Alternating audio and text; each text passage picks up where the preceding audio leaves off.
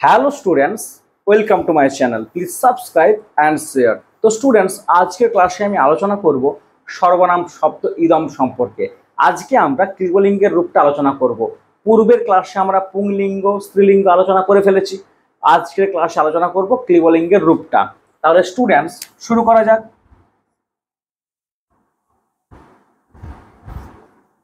ক্রিয়ালিঙ্গ, তাই না? রূপটা দেখো, ইদম ইমে ইমানি, ইদম ইমে ইমানি, ইদম ইমে ইমানি, ইদম ইমে ইমানি, বা এনত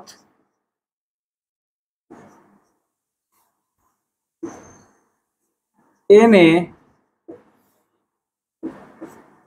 এনানি, এনত এনে এনানি।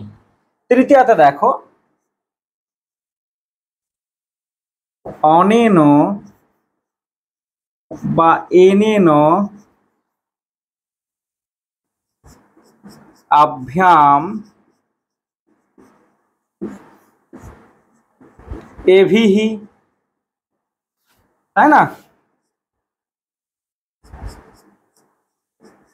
অস্মৈ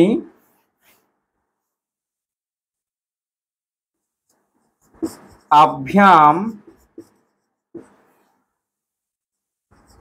এভ্যঃ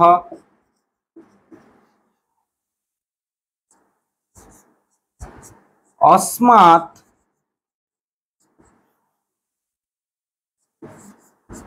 আভ্যাম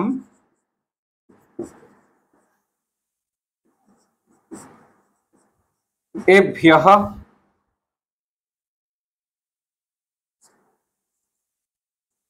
অস্য অনয়োঃ বা এনয়োঃ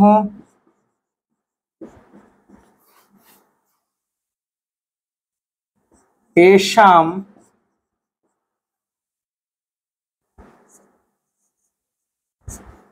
অস্মিন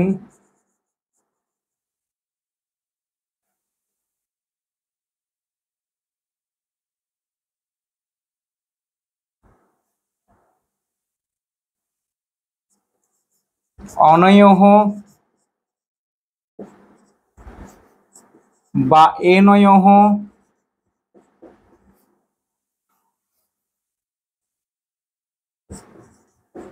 এষু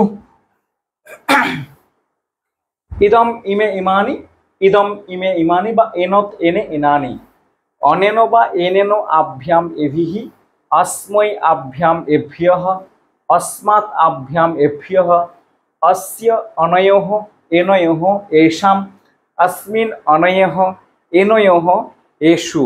তাহলে খুবই সোজা একটা ব্যাপার। দেখো, এই দুটো লাইন খালি চেঞ্জ হয়েছে, একটাকেই দুবার রিপিট করা রয়েছে, ইদম ইমে ইমানি, ইদম ইমে ইমানি। বাকি এইখান থেকে দেখো, এই ইদম শব্দের পুংলিঙ্গের রূপটা পুরোপুরি রয়েছে। তাহলে এটা যেহেতু আমরা পুংলিঙ্গে আগে পড়েছি, তাহলে কেবলিঙ্গটা পড়তে এমন কোনো জটিলতা নেই। তাহলে খুবই সহজ একটা বিষয়। তাহলে স্টুডেন্টস, আজকের মতো এখানেই। পরের ক্লাস আবার নতুন টপিক নিয়ে হাজির হব। ততক্ষণ পর্যন্ত সঙ্গে থেকো।